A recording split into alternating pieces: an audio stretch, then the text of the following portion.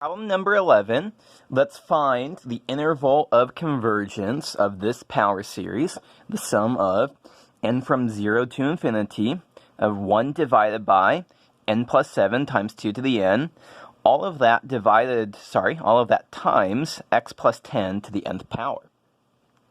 Okay, so standard interval of convergence of a power series question, we should be tackling this using the ratio test as the best way to tackle this.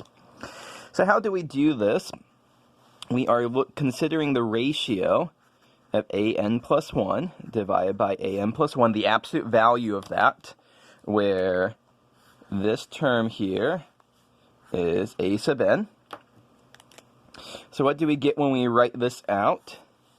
So plugging in n plus 1 for n to find a sub n plus 1, we're going to have x plus 10 to the n plus first power divided by, substituting in n plus 1 into n plus 7 gives us n plus 8 times 2 to the n plus 1 power.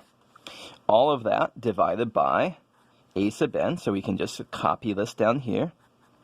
X plus 10 to the nth power, n plus 7 times 2 to the n.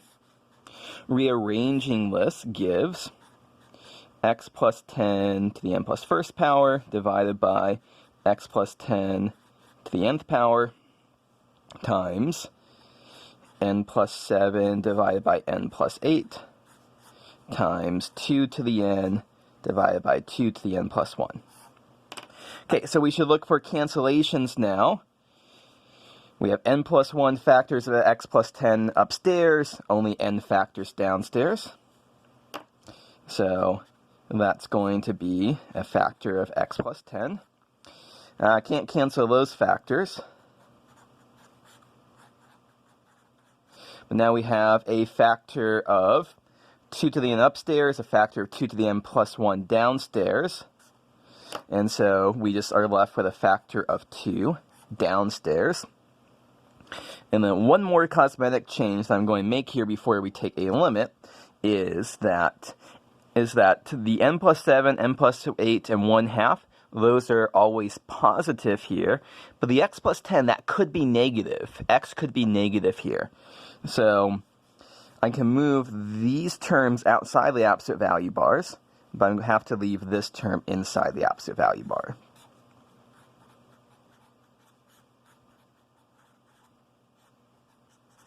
Okay, so this is the absolute value of the ratio of successive terms. So at this point, we are finally able to use the ratio test.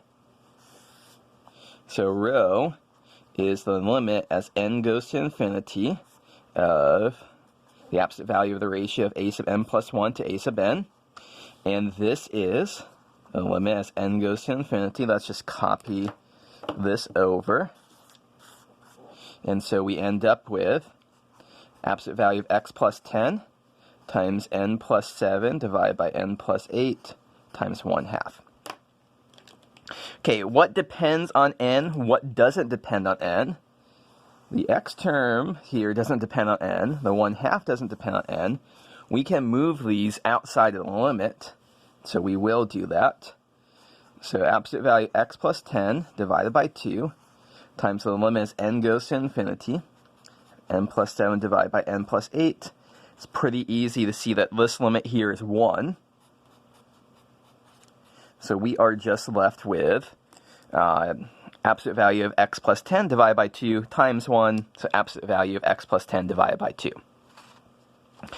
Okay, so let's go to a new slide to just kind of figure out what's going on here. So we had, let me recopy it, rho, the ratio, the limit of the ratio is absolute value of x plus 10 divided by 2. By the ratio test, we know that if rho is less than 1, the series absolutely converges. If rho is greater than 1, the series diverges. And if rho is equal to 1, we get question marks. We'll have to do something else. So let's figure out what's going on in these different cases here. So if we want rho to be less than 1, so that's absolute value x plus 10 divided by 2 is less than 1. Solving that gives us absolute value x plus 10 is less than 2. We can replace this with the pair of inequalities. X plus 10 is less than 2, but greater than minus 2. And subtracting 10 here gives us x is strictly between minus 12 and minus 8. The series absolutely converges. Now what about for the series diverging? So that would be absolute value x plus 10 divided by 2 is strictly greater than 1. It will diverge. So this will diverge if, by similar analysis here, we can see this diverges if absolute value, sorry, no absolute value needed here. I'm just going to write if x is strictly greater than minus 8 or x is strictly less than minus 12. So this leaves two question mark cases here. Those are the cases of what happens at exactly minus 8 or minus 12. And so what we want to do, let's take those in turn. X is equal to minus 8. So let's plop in minus 8 into our original series here. So it's a sum from n from 0 to infinity of minus 8 plus 10 to the n divided by n plus 7 times 2 to the n. So minus 8 plus 10, that's 2 to the n. So 2 to the n divided by 2 to the n is going to be 1.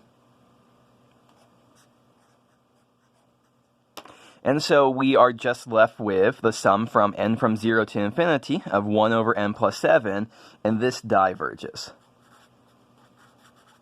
So if you compare this with the harmonic series, or you could just say it's a shifted harmonic series. So the sum of 1 over n diverges. So the sum of 1 over n plus 7 diverges. You can use the limit comparison test to do that without too much difficulty. Alternatively, you could just say that this is the harmonic series starting at 1 over 7, and so that would show you that the original, chopping off the first several terms of a divergent series is not going to stop it from diverging. Okay, so there's one last thing we have to do, which is check x is equal to minus 12. So have to plug in minus 12 in here, and we end up with minus 12 plus 10 to the n divided by n plus 7 times 2 to the n. So this is minus 2. Minus 12 plus 10 is minus 2, which I can rewrite as minus 1 to the n times 2 to the n, divided by n plus 7 times 2 to the n.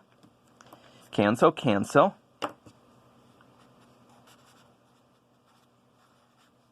And so we are just left with minus 1 to the n divided by n plus 7. So the only difference between these two series here is that this one has a factor of minus 1 to the n hanging around there. That makes this an alternating series. And so this is going to converge by the alternating series test. Why is that? The thing that's multiplying minus 1 to the n is 1 over n plus 7. That is positive, it's decreasing, and it is going to 0. So that's enough to satisfy, the alternating series test to conclude that yes, the series does converge. Conditionally converges because when you take absolute values, you get this series and that diverges.